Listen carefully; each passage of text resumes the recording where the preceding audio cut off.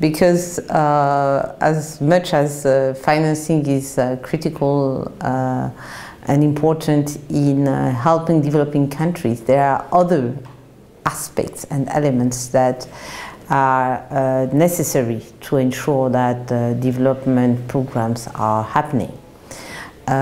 Obviously, governments in developing countries have to face a number of issues.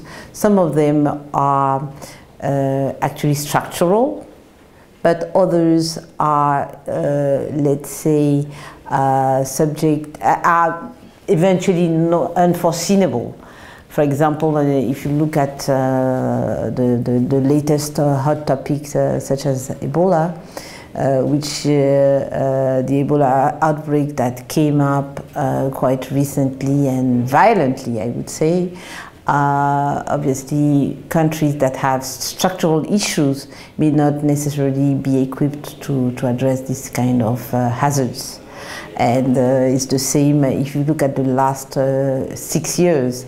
You would have financial crises, food crises, and other types of hazards that those governments would have to face on top of structural issues that they need to address in order to have their countries develop.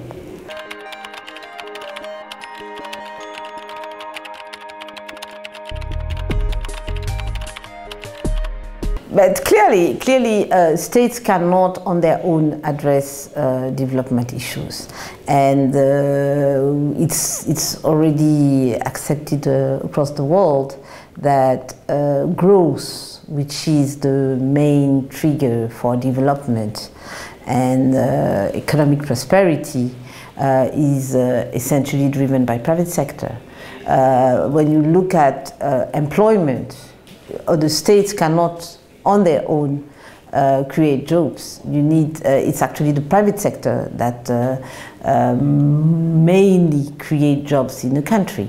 And therefore, the importance of private sector involvement in countries' development and economic progress is absolutely important and critical.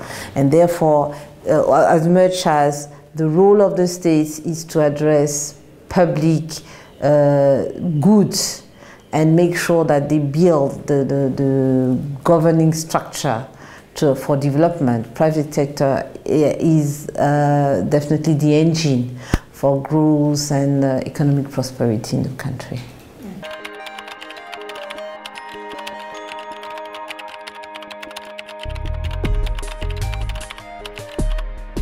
They have to build credible policies.